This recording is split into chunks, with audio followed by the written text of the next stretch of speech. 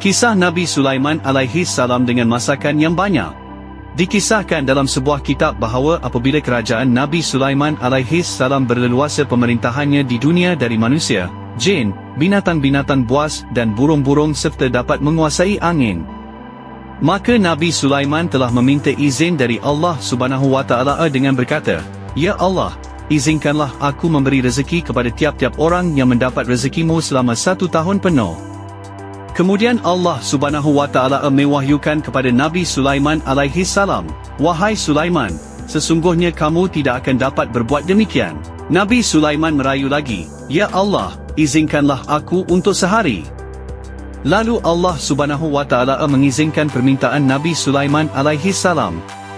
Setelah mendapat izin dari Allah Subhanahu wa Ta'ala, maka Nabi Sulaiman alaihi salam pun mengerahkan manusia dan jin supaya memanggil semua orang di bumi untuk membuat makanan. Apabila semua orang telah berhimpun, maka Nabi Sulaiman pun menyuruh mereka semua memasak apa yang dibawa oleh mereka. Setelah makanan siap disediakan, maka Nabi Sulaiman alaihi salam telah mengarahkan anak-anak kecil supaya tidak mengerumuni makanan kerana takut mereka akan merosakkannya. Apabila makanan itu diatur panjangnya sejauh sebulan perjalanan dan lebarnya seperti itu juga, setelah semuanya siap, lalu Allah Subhanahu wa Ta'ala mewahyukan kepada Nabi Sulaiman alaihi salam, "Wahai Sulaiman, makhluk mana satukah yang akan memulai memakannya?"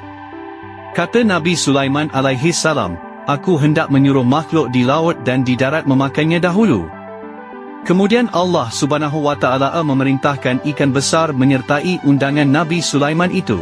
Ikan besar itu pun datang ke tempat hidangan lalu berkata, "Wahai Sulaiman, sesungguhnya Allah Subhanahu wa Ta'ala telah memberi rezekiku di tanganmu hari ini." Lalu Nabi Sulaiman alaihi salam berkata, "Ambillah dan makanlah makanan ini." Ikan besar itu pun mula makan makanan yang dihidangkan dan belum sampai sesaat maka habislah semua makanan ditelannya. Setelah habis dimakan, maka ikan itu berkata, "Wahai Nabi Sulaiman, berilah aku makan sampai kenyang, sesungguhnya aku masih lapar lagi." Kemudian Nabi Sulaiman alaihi salam berkata, "Apakah kamu belum kenyang dengan makanan yang kamu makan itu?"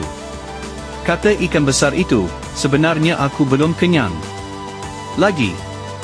Sebaik sahaja Nabi Sulaiman mendengar kata-kata ikan itu, maka Nabi Sulaiman alaihi salam pun terus sujud kepada Allah Subhanahu wa Ta'ala dengan berkata, "Maha suci Zat Allah yang telah menanggung rezeki tiap-tiap makhluk yang diberi rezekinya, sungguh dia tidak merasa.